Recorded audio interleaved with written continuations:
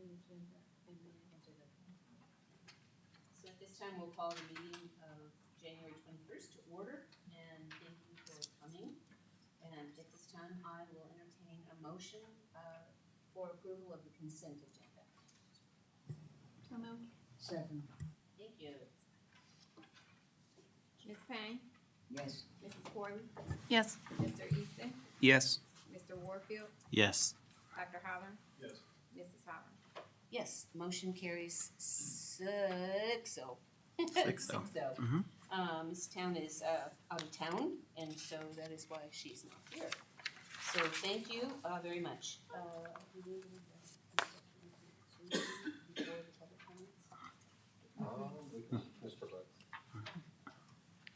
Mr. Bretz. Good evening, Mr. Hart, Board of Education members. My name is Jacob Bretz, Principal of Danville High School. I have with me Paolo Tidia. He is a foreign exchange student from the island of Sardinia, actually. I'm part of Italy. He was originally scheduled to be with us in the fall semester. I'm going to take it. This is a sign he's had a great experience. He decided to stay all year. And so I was asked to talk to him about sharing a little bit about his experiences and presenting to you about his time in Danville, what he's learned, things that he's run into, maybe things that surprised him. And I learned he didn't need much prep. I think he's pretty comfortable, so I'm going to turn it over to Paolo at this time. Thank you. Hi, good evening to everyone. My name is Paolo Tidia. I'm 17 and I come from Sardinia. That is one of the two islands of Italy. And almost 1 year ago, I decided to come here to do a semester first in the US because being an exchange student for Italians in general is a big thing, of course, because now I'm on the other side of the world, so it's pretty hard and really takes you out of your comfort zone. So it's been a pretty tough decision, and of course there is a lot of process, a lot of money even included in this process. And yeah, the process take me almost a year to complete it because of course you have to do, first you have to question of course if you can do it, because you have to have good grades and all other things that your family have to have, so a certain amount of money to live and everything. And it's a really long process where you have to do vaccines and everything, because of course you can't come in the US without the right medication and everything. And after the preparation, you have to do a video of yourself, presentation basically. It took me 70 tries to get it right. And basically you have to send the video, and all the families that are in the US they have to see it, and if they like you, they take you. In fact, I have my host mom with me today. When I first come here, it was really different because, of course, basically it's a completely different world from what I'm used to, because I live in a small town where there are 400 people, maybe. So it's really different. Living in of course, it's not the biggest town in Illinois, but it's pretty big for me. And basically everything is different. The school, sports, the food.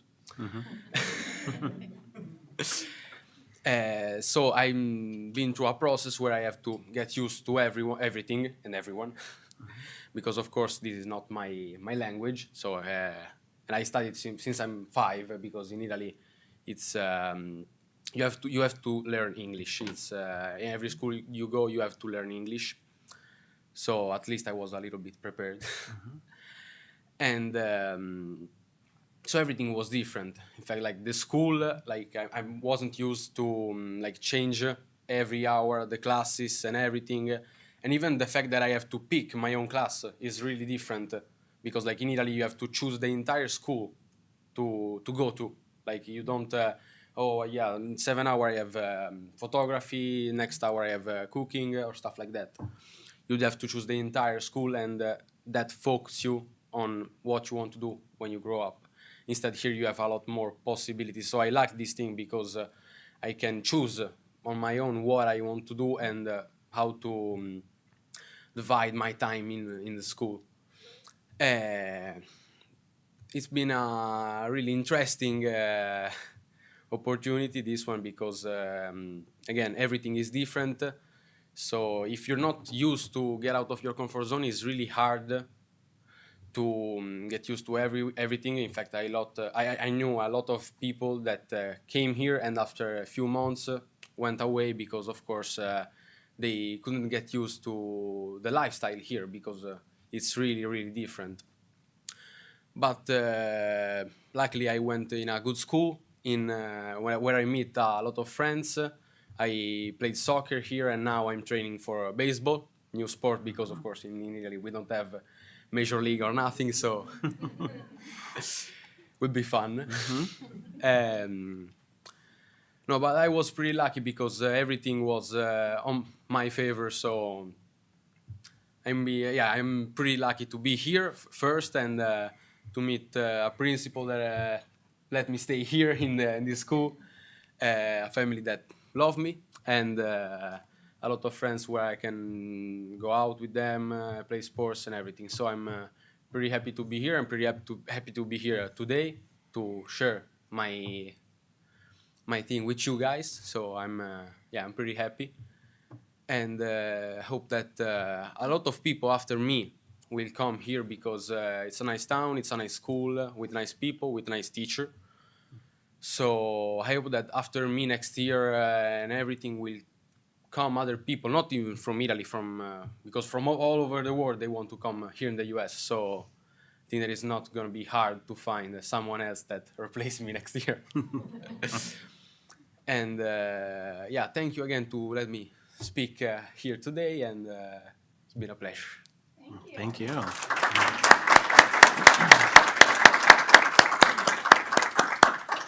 Well, we welcome you, and we hope your experience continues to be really good in Danville.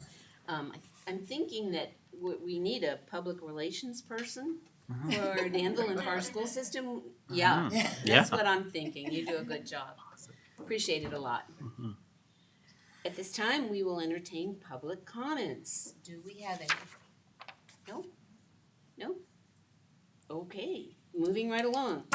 Treasurer's report.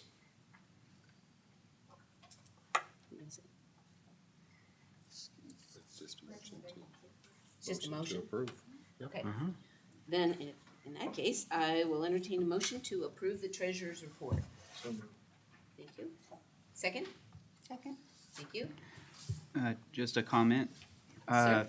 The way that it's being presented, that you'll be able to see online, I think is a lot easier to understand.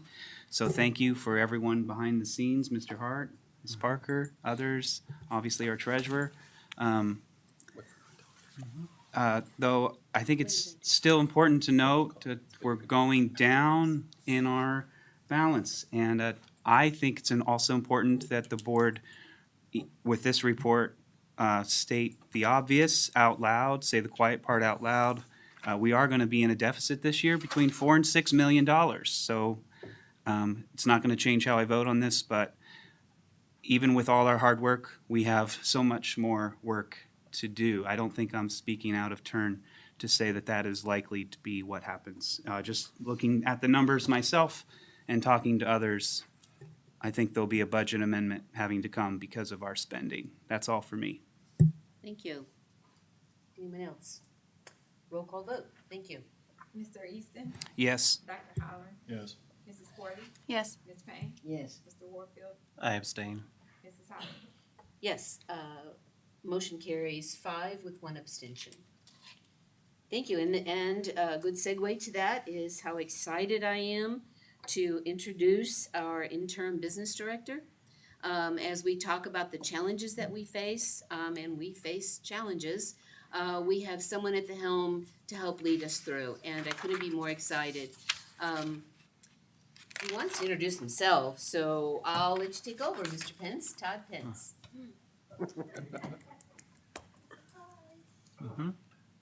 Yes, please, thank you.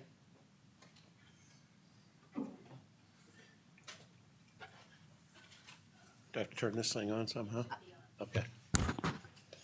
My name is Todd Pence. I'm a retired superintendent, 25 years, and the last 20 were at St. Joe, great school district. It's an honor to be here and to help you guys sift through the numbers. And I just think my biggest goal is to give everyone solid numbers so they know exactly what they've got, and especially the board when they have to start making some decisions down the road if we get to that point. So what I've done the first few weeks, trying to break it down by department and meet with each of the directors and show them what they've got, and just clean up budget items that were kind of left hanging. So we're sifting our way through that. It's kind of like a big puzzle, but we're getting there. So I don't know what else I could tell you. We're live in St. Joe, family, 3 kids.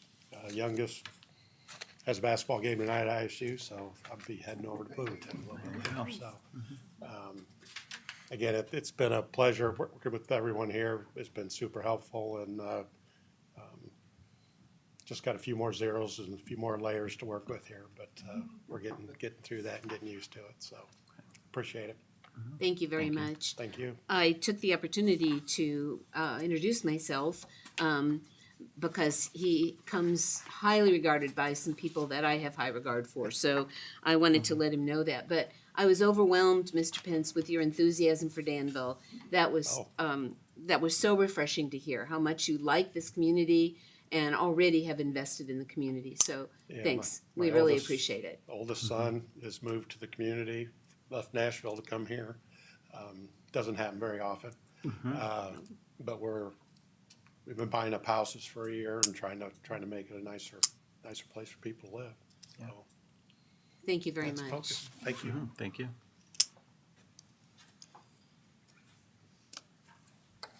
I, at this time, would like to, we have a first reading on Commencement 2026. Can you believe we're talking about it already? My goodness. Mr. Gorley, Northridge. Good evening, Mr. Hart, Mrs. Parker, members of the board. I am Michael Gorley, the building principal at Northridge Middle School, and so just come to you tonight and ask for the consideration of our 8th grade step-up program that we hold at the end of each school year. The date we have selected is May 22nd this year. That's a Friday. It'll be held at Danville High School in the auditorium at 1:30. First student will be providing transportation for the students to the high school from the middle school, and we are providing them with the step-up shirt, so they'll be in attire in that uniform for the ceremony. Thank you. Thank you. Will the high school be in session then? Yes, we are. We've always been in session while they have the ceremony in the auditorium. We make it work. Haven't had any issues in the past. Mr. Bretz. Danville High Good School. evening again, Board of Education, Mr. Hart, Mrs. Parker. I'm here to propose the Danville High School class of 2026 graduation to be on Saturday, May 23rd. It'll be held at the Palmer Arena. On the memo you have in front of you, it does say 10 a.m. There's been some recent discussion on that as of today, as that time has maybe posed some challenges to some local businesses in the area. So that discussion is ongoing, so that time is not necessarily firm as of right now, but the date and the location are firm, Saturday, May 23rd at the Palmer Arena. We may have to adjust the time depending on some conversations Mr. Hart will be having. So, Great. thank you for- Questions? Anybody? Thank you for your consideration. Thank you. Bilingual Educator Licensing, Teacher Vacancy Grant. Mr. Rice.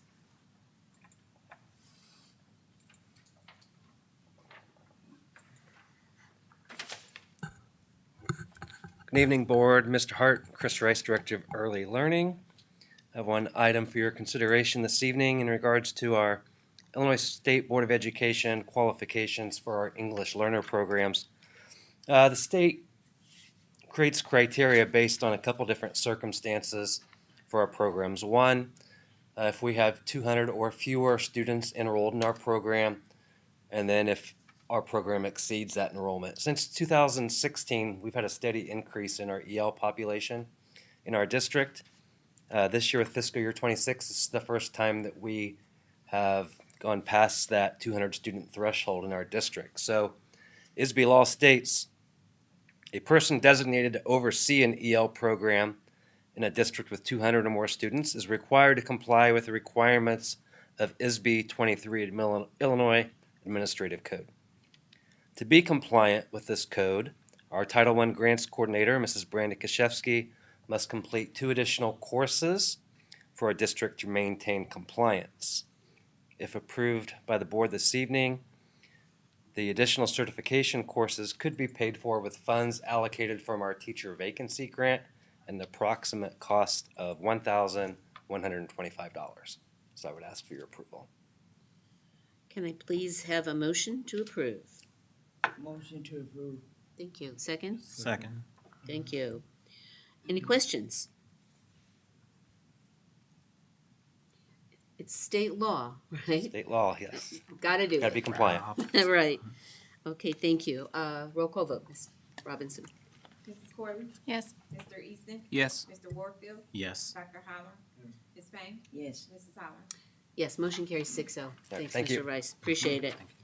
Item 8, District Discipline Improvement Plan Recommendation. Ms. Markeisha Parker, thank you. Good evening, Board of Education, Mr. Hart, Markeisha Parker, Associate Superintendent. So ISB has identified our district as being in the top 20% for one or more exclusionary discipline metrics that they have for the past 3 consecutive years. And with that, we had to create a district improvement plan, district discipline improvement plan. And so this plan was developed collaboratively with building principals, assistant principals, directors, assistant directors. And one thing that I will note is that we acknowledge that our discipline did increase from 24 to 25. But in response to that, we think that our plan outlines a more proactive approach. And we want to focus more on staff training and additional supports for students. And so I'm going to say we are confident, but I am confident that our efforts will improve our discipline and we should see a decrease in the years to come. And so with that, I am requesting that this plan has to be submitted to the board to the state by February 3rd, and I am requesting your approval for that tonight. Thank you. Could I have a motion, please, to approve the District Discipline Improvement Plan? Thank you. Second. Second, first and second. Any questions for Ms. Parker? I just had a quick question. Our implicit bias training through Ed Leaders Network, familiar with Ed. I'm familiar a little bit with it, but it's about an hour to take, or is it like 20 minutes? Do you know? I don't know the exact time, but it is a recorded training that people take through Ed Leaders Network. It's self-paced, and so people take it. I don't know the exact time. But they've been learning about implicit bias for their teachers' licenses and other things, so it's not a new concept to most of our staff? It is not new, no. Not a new concept, okay. Because to be pointed out by ISB in this way, they think we might have an implicit bias problem. I would agree with you, Mr. Easton, and that was something that the committee spoke about in depth. And so we're going to look at, in addition to Ed Leaders Network, providing some sessions during our professional development days as early as this coming February, provided by Dr. Tan from the U of I. So we are looking to expand that implicit bias training. Very good, thank you. Anything else? We have a motion and a second. We need a roll call vote. Mr. Easton? Yes. Ms. Payne? Yes. Dr. Holler? Yes. Mr. Warfield? Yes. Mrs. Corley? Yes. Mrs. Holler? Yes, motion carries 6-0. Thank you for the work. Thank you. Are It's you- me. Are you doing press policy? Oh, it's you. Okay. Our favorite favorite topic. For those of you who don't know, those of you that are new, we belong to, subscribe to Press. I don't remember what that stands for exactly. Press. But they do the legal work for us to make sure that we're up to date on things that are required, rather than us as a district trying to keep up with all the ISB requirements, things that are mandated from us. The Press organization does that for us, and then they update us pretty regularly. And so at this time, Press Policy Issue 120, and this is the first reading. Yes, so, Markeisha Parker again, good evening. I'm presenting Press Policy, Issue 120 for a first reading. In your, I think, information, you should have the updates to look over. This was also a collaborative effort, so what we did, we met with district directors. We do have 2 representatives on our committee from the board. Thank you, Mr. Easton and Mrs. Town in her absence. And so we look at Press's recommendations, and then from there we decide, do they fit our district, and are we going to accept those recommendations? It is uncommon that we don't accept those recommendations, and so because Press has been vetted by educational experts as well as lawyers, and so they've kind of done all the work for us, as Mrs. Halloran already said. And so with that, I present Press Policy 120 updates for a first reading. Thank you very much, and we'll see you back at the next meeting, Yeah. correct? Yes. Okay, Thank thank you. I would like to make one comment. You're good. With press policy, so there were some operational business office type policies that are presented. And since this is a first reading, I thought it would be a good time. So in press policy 410 and 480, talks about the audit being due in October 15th. I will be modifying that for everyone's preview before the next board meeting. Right now it is January 21st, and our audit still isn't completed. So to think that we can have it done by October 15th, it's an issue that everybody across the state, every school district is having. So I will look at a way to modify the wording of that and not change the meaning of that policy. So just an FYI that will change between now and our February board meeting. Thank you. Okay. Item number 10, Superintendent Goals and Evaluation Tool. As promised, we are looking at goals for our superintendent, along with, to pair with this contract. We have been negligent in completing a superintendent evaluation. We were pretty much prevented from doing it, and my promise to the community and to the school district was we would do it. Mr. Hart has been nothing but absolutely cooperative in this effort. We started the process. Each board member stated 4 goals for Mr. Hart. Mr. Hart also gave us his 4 goals. We put all those together, and quite interestingly, we pretty much were all on the same page about what we expected. The goals are aligned to board policy alignment. Is this going to be posted on the webpage? When it's approved. When it's approved, it'll be so that you can see how we have aligned board policy with the goals that we've established for Mr. Hart. Our next step is to actually do the evaluation. We're working on that tool right now, what that looks like, but we'll take these goals and do an evaluation of Mr. Hart. And we'll probably let them know that you're okay. That you're doing okay. Okay. But let me tell you, I want to tell you what our 4 goals were so that you can be aware of it.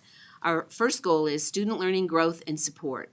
The superintendent shall provide professional leadership that supports District 118's educational philosophy and goals by promoting continuous improvement in student achievement, growth, equity, and whole child development. And when it gets posted online, you can see how we plan to measure that. The second goal is personnel leadership and professional culture. The superintendent shall lead human resources efforts consistent with District 118 policy by recruiting, developing, and sustaining a high-quality workforce and fostering a positive professional culture. And again, you can see the measurement tools that we've established for that. The third goal is financial stewardship and operations. The superintendent shall ensure District 118's financial stability, transparency, and operational effectiveness by managing resources responsibly and aligning the annual budget with board priorities and student needs. And the last goal is communication, governance, and community engagement. The superintendent shall maintain productive and transparent working relationships with the board, staff, families, and community members, ensuring the implementation of policies, clear communication, and broad engagement. So you can see that we have certainly set the bar high for our superintendent, and we have no doubt that he will meet those. And we'll get back with you when we've completed our evaluation. But I wanted everyone to know the process has started, and if you have any questions or input, feel free to contact us. We're happy to entertain anything. Okay, item 11, approval of board education travel expenses. We are in a time crunch to decide whether or not we're going to the National School Board Association meeting. There are funds set aside for the board to do that. When we went to the state board convention, many of us attended superintendent evaluations, where we got our ideas and our direction. So these meetings are really beneficial for the board. I am asking for approval for all the board members to attend, although I don't think all board members will be able to go. But we will get back with you on who's actually able. It is in San Antonio, April 10th through the 12th. But in order for us to fill out the paperwork to be able to go, we need to approve this. So I would recommend approval, and I need a motion. Thank you. Second? Second. Thank you. Any questions? Have you all received the information from the National Board about what the meeting is and have they received that? Do you know? I received an Yeah, they have. email with You a have. link to the website, yeah. Okay, of course she has. Thank you very much. Ms. Robinson, roll call vote. Dr. Holler? Yes. Mr. Easton? Yes. Ms. Banks? Yes. Mr. Warfield? Yes. Mrs. Corley? Yes. Mrs. Holler? Yes, motion carries 6-0. Thank you. Informational items, 26-27 school year registration and registration fees. Is that you, Ms. Robinson? Registration. She is our registrar, officially. So, good evening. This year, we will be starting registration soon. So we will be opening up the returning student portal for all parents it'll actually open up on March the 30th. So right ahead of parent-teacher conferences, the returning student portal will be open, so you can get help and access to your to the registration if you need that at any of your children's schools. And then we will have a centralized registration on June the 9th, and that will be at the Danville High School Fieldhouse. It will be held from 11 a.m. to 6 p.m. And we will, throughout the summer, have some pop-up registration since we are doing the centralized registration early for parents, if you want to get it out of the way. Our hope is that as many of our returning students will register so that we can have transportation available, because that is very important. We want to see everybody start school on the first day of school, but all students new to the district and, any returning students will be able to come to Danville High School on June the 9th to have assistance if they need it with registering. There will also be mobile health clinics available as well, so that will help some of our children who need to get immunizations and physicals and things of that nature. They can get that done as well. So we are going to again open up early for returning students March the 30th, so you can get ahead of it, and then June the 9th will be for everyone new to the district and returning, and then throughout the summer, you'll get some announcements on when we are available to help any parents who still have not been able to register their students. And you got the registration fee. I do. Thank you. Thank you very much. Questions, anyone? We're good? And lastly, superintendent board comments. No, you can't skip me. Registration fees. Oh, wait a minute. Registration fees. Oh, So, my hope is, at this board, I'm looking for some feedback. It's that time of year where we start looking at registration or instructional fees. The last several years, we've been in a financial position where we could waive instructional fees. In fact, we've done a little bit more than that. We've bought school supplies and book bags for a lot of our children. And I think just with the revenue that we're looking at and the expenditures we have, I think it really, there needs to be a discussion on how we'll proceed for the 26-27 school year. Right now, I've talked to Mrs. Truex, and we do have money available through Title I to look at school supplies this year and book bags. I think that we've come to the conclusion that the book bags, because we're looking for specifics at Northridge, the high school, we would continue to, or will recommend that we continue funding those.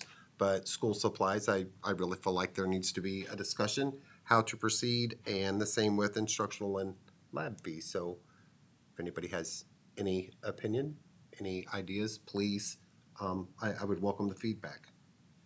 when would you like that discussion to occur? Right now. Okay, all right No, then.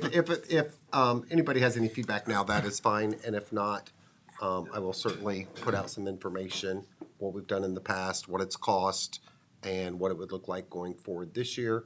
And if you could, even respond to an email, and give me an idea of what your feelings are, I would appreciate that as well. Can you give us a cost estimate? Was it $275,000? Per student? No, I actually meant per person. Per person, it's She about just- $50 per kit. It's called an Educator, it's $50 per kit. We buy one K through 8. I think the high school the high school's now gonna do their backpacks with their title funds, their building fund, which would be a set aside thing, and that's something they could do with their building fund. But we also got like a pretty big discount last year from the place that we order from. So it's anywhere about 40 to 50 per child. And is there a separate registration fee as well as that kit fee, or? I don't do registration. Well, but that's my question. Yes. Is there? Yes, there is. There's a fee for lab classes, high school, Northridge, and then there's an instructional fee as well that we used to assess, and I think the last time it went up, it was 30, 32. yes, it was $35, somewhere in that range. Kindergarten was 26. And we were able to pay that out of, When we had ESSER funds. when we had ESSER funds. We waived the fees. But we no longer, as you all are aware, have ESSER funds. That's why we're having this discussion. Ms. Truex, does that count book bags and the school supplies, or just, it does count both? It's booked. Is there any way to break it out, like school supplies and no book bag, or is it just one? I can ask for a quote that just gives me a quote for book bags and a quote for the kits without the book bag. We can do that. I would say, I've talked to a lot of teachers and they really like it because, I never get asked now for school supplies.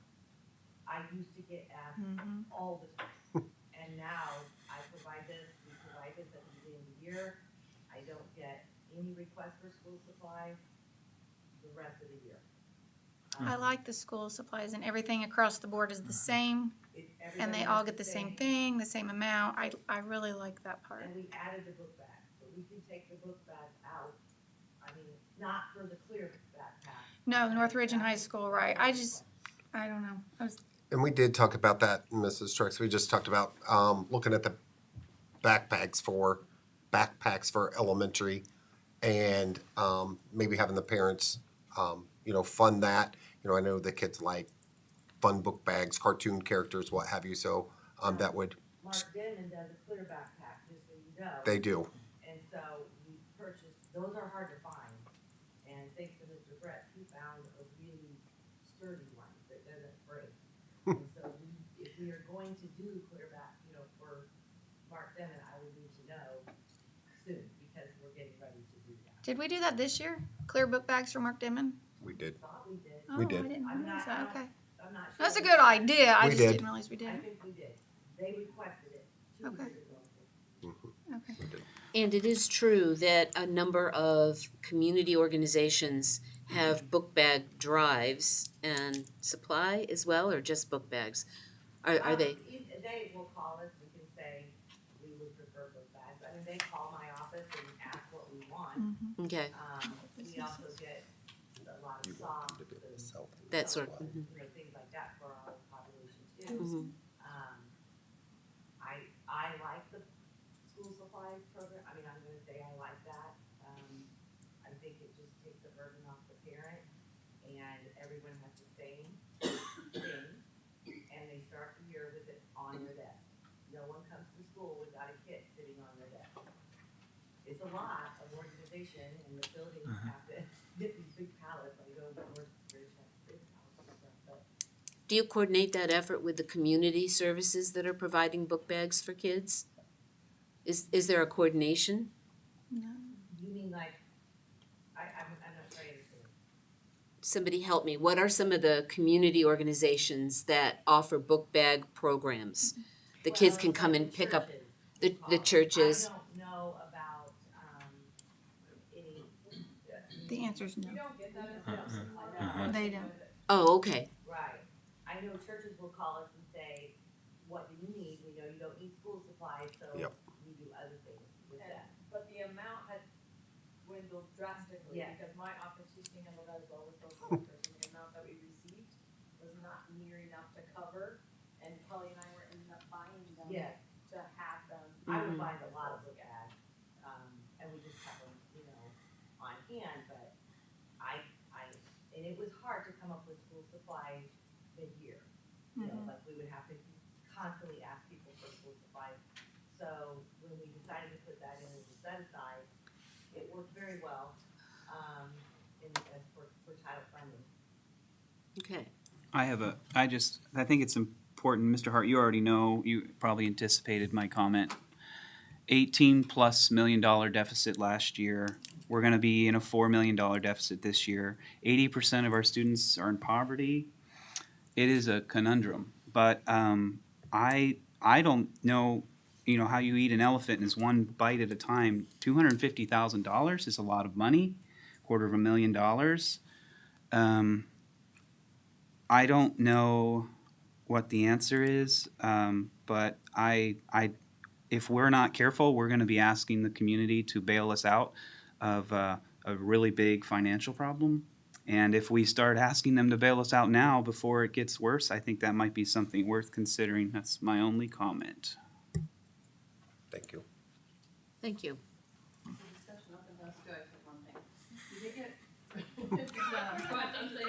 Can you, Oh, okay. I'm sorry. Can you go? It's fine. No, it's okay, I'll just email you. Oh. I wanna, no, you can you just come up here? I can, it's not that big a deal. Because that mic is what is broadcasting, so. Okay, well, I'll look forward to your email, Ms. Porter. Okay, Thank you. yes, Thank you. thank you. Now, we'll have board comments. Mr. Easton? All right, so I typed out what I would say, so I'd say it fast and succinctly. I want to speak tonight about school safety, a staffing reality, and a responsibility that I think this board has. Right now, our district serves 4,900 students, give or take, from kindergarten through 12th grade. We got Danville High School, Kenneth Bailey Academy, Northridge, Southview, and 6 elementary schools, Edison, Liberty, Mead Park, Mark Denman, Northeast, Southwest. Many of you have these memorized in your mind, and you know them. You know the people, you know the students that are there. We're grateful for everyone that's serving in these spaces. But we only have 3 school resource officers, and none of them are assigned to our elementary schools. I think it's something we need to pay attention to, especially when you start to see the discipline report. I think that having trusted adults in schools could help with us having so many issues with discipline. But it's a reality, I think, that deserves our attention. It's not a criticism. It's really a capacity problem that we have. And it's definitely not a criticism of our school resource officers or the Danville Police Department. Our officers do really good work, and they are stretched very thin. Heaven forbid one of them break an arm or get sick. And we know that, I know, and I think many of you in this room know, that our school resource officers are nearing retirement, which means the problem's not going to go away, and we're going to have new people in positions where we have seasoned people now. So it's about to get worse for us in this area. If we don't do anything, we're not maintaining safety for our schools, and we're accepting a gradual reduction of safety for our schools. I think that it's important to know that one officer cannot be everywhere at once, and we currently expect in this district 3 officers to cover a large high school, a very large high school, actually, an alternative academy, a middle school, an upper elementary school, and 6 elementary buildings with no on-site officer at all. The officers are rotating. They respond reactively often. They have relationships with students and staff, but those things are limited because of how stretched they are. Their response times during emergencies depends on chance and availability. I don't think that's sustainable for safety. Nationally, it's not a best practice. You can look around to other school districts around us. Some of them have security officers and SROs, but specifically, if you just look at professional guidance, 1 school resource officer per school building or 1 school resource officer per 1,000 students is a planning recommendation for the National Association of School Resource Officers. The National Association also recognizes we're not getting enough funding from the federal or state government on this issue. That is true. But we are, by that standard, still significantly understaffed. I thought about this a lot, especially with all the policing happening in our society right now. And that you can just watch the news tonight if you don't know what I'm speaking about. Elementary schools, though, in my opinion, are not too young for a safety presence. And when some people hear an elementary school mentioned with school resource officers, they think they don't belong there. But if you remember what school resource officers do, they're not disciplinarians. They're relationship builders. They protect people. They're our first responders. And if we had a school resource officer in an elementary school, we would have children who felt safe, not surveilled.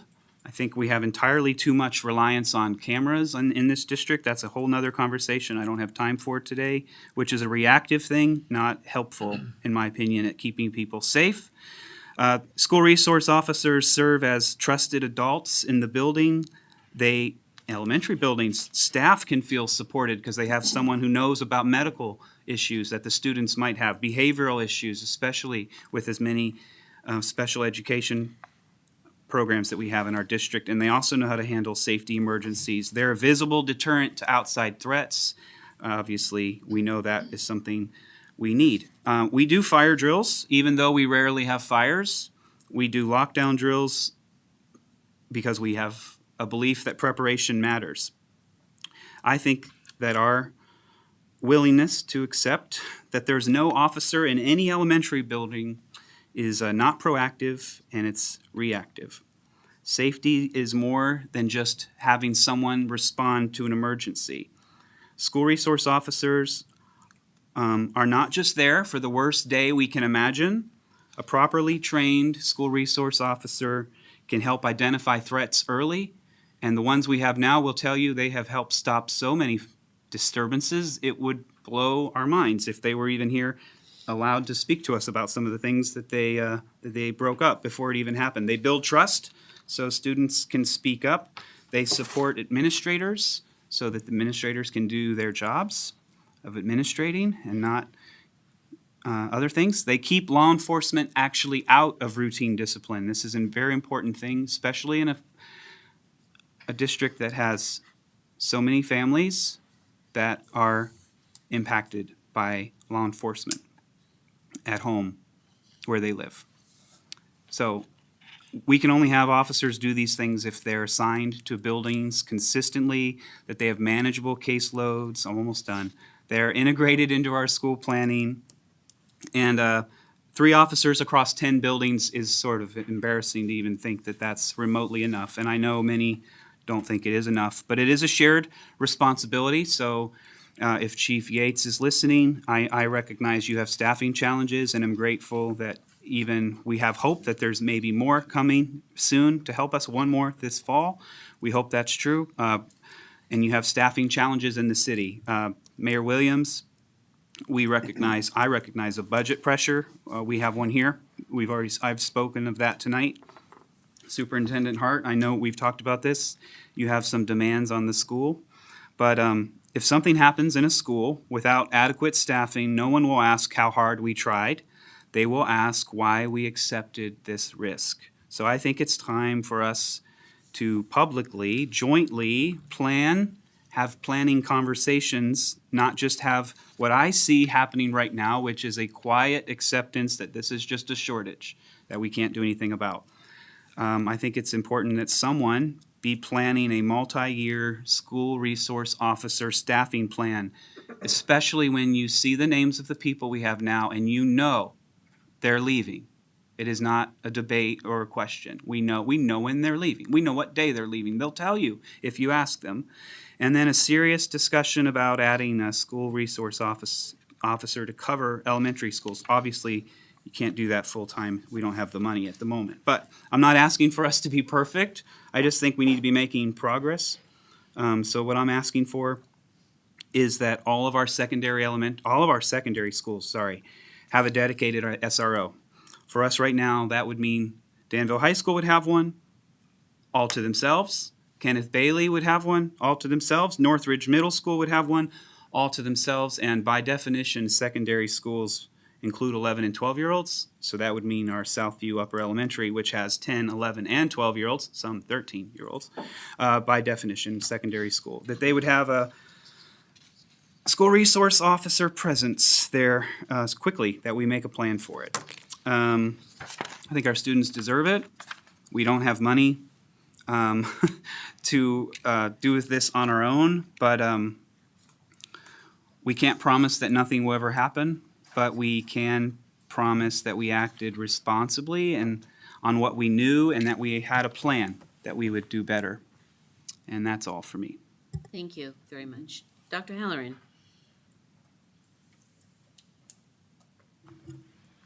You'll be relieved to know I have nothing written. But I do want to say this, that I'm still in my first year on the board. And one of the reasons that I wanted to be a part of this is that I recognized a lot through conversations with my wife over the last several years that the problems confronting the school district were monumental, and they still are monumental. But I feel in the few months that I've been a part of it that we have a direction and we have a plan and we have sensible people in place to enact those things. And I starting with Mr. Hart and with our new financial person on down the line, I think we are led by Markeisha. I didn't forget you. I'm sorry. I should have looked to my right. But the thing is, I think that all of the leadership is very good, in place, and very, very proactive in terms of what the problems are. We've got problems we can't solve. We have problems we have to address, and I think we're doing that. And there are some fires that were burning from long ago, superintendent evaluation, for instance, and that's what prompted me to say this tonight, that was left hanging for years. Now not. I mean, that's something that we've moved forward to appropriately. And there are many other examples, which I'll let other people speak. But anyway, I am honored to have the privilege of sitting where I am and to understand what's going on, and in awe, actually, of the people that are guiding us. Thank you. Ms. Corley, we'll come back to you. Ms. Payne? Yes. One, I enjoyed our foreign student. His talk was very revealing. Back in the olden days, at least when I was in high school, we had 8 exchange students every semester. It would be nice if we could have more, but I'm certainly glad that he is enjoying the experience. The registration, I'm glad we're having an additional date in March. It gives parents more opportunity to make sure they have everything in order so their child can start at the beginning, the very first day of school.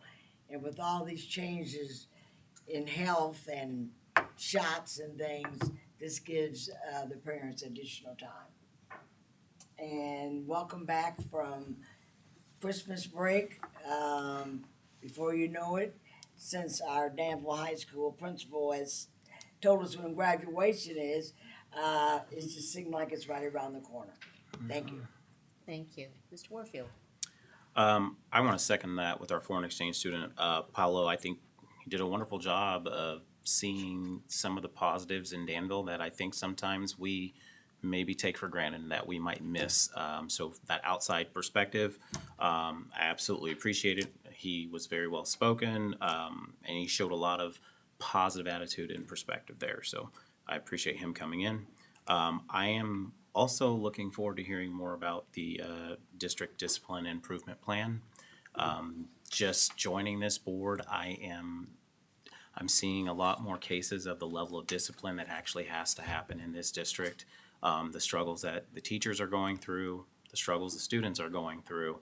And so my eyes have been open to that. So I'm looking forward to, some changes in managing that implicit bias and hopefully creating a more positive environment for the students, but the teachers as well.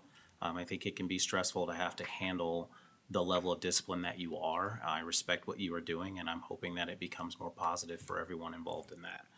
And that's all I got. Thank you. Now, Ms. Corley. Okay, I thought, do I not know something? Well, I've elevated you since you're the vice I appreciate that. Thank you. president to the, yeah. Oh, okay, I wanted to give a shout out to our district's crisis team.